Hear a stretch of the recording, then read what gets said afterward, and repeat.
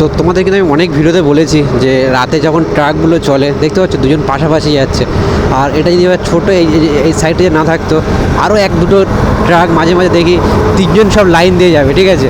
মানে যেহেতু হাইওয়ে ওদের রাতে হাইওয়েটা পুরো ওদেরই জন্য, তো ওরাই ইউজ করে ওইভাবে। তো সেই জন্যই আমি মাঝে মাঝে ভিডিওতে বলে থাকি যে রাতে গাড়ি চালানোটা এটাই রিস্ক, বাট বাকি সব কিন্তু ঠিকঠাকই আছে। চালাতে বেশ মজাই লাগে, দেখো একটা ঠান্ডা ঠান্ডা ফিল করছি।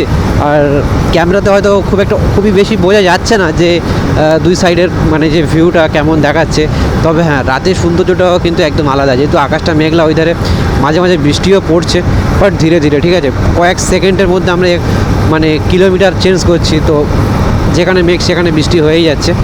আর এখানে একটা গাড়ি দেখো, আর এইটা আমাদের জগন্নাথ দা। আর আজকের রাইডটা শুধুমাত্র ওনারই জন্য হচ্ছে। উনি আমাকে বললো ভাই চলো, তো চলো, বেরিয়ে গেলাম।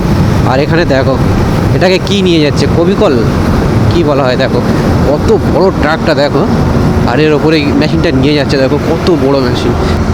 ভাই বেশি ক্যামেরা ঘুরিয়ে মুখ ঘুরে দেখা যাচ্ছে না, এদিকে হাত নড়ে যাচ্ছে, ঠিক আছে। তো কত বড় একটা গাড়ি করে ওই জিনিসটা নিয়ে যাচ্ছে। রাত্রেবেলা তোমরা যখন মানে হাইওয়েতে গাড়ি চালাবে, তোমরা ট্রাক অনেক কিছু দেখতে পাবে কিন্তু। আর এক গাড়ি ছুটছে চেন্নাই রোডে, এটা একটা আলাদা এক্সপিরিয়েন্স, একটা আলাদা মজা, একটা আলাদা নিজের কাছে পাওয়া, ঠিক আছে।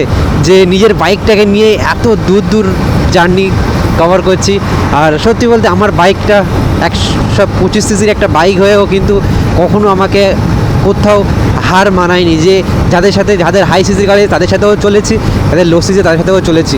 মানে 4টায় থেকে গাড়ি কন্টিনিউ চালিয়ে যাচ্ছি, অলরেডি 200 কিলোমিটার রাস্তা কভার করেই ফেলেছি। আর আমাদের জার্নি হচ্ছে প্রায় 400 কিলোমিটার রাস্তা কাছাকাছি, তো প্রায় 150 কিলোমিটার মধ্যে কভার করেছি, এখন অনেক রাস্তা বাকি। তো পুরো কথা বলতে তোমাদের যাবো, তার জন্য ব্যাটারিতে বড় চার্জ রাখতে হবে, তো ব্যাটারিটাকে চার্জ শেষ করলে হবে না।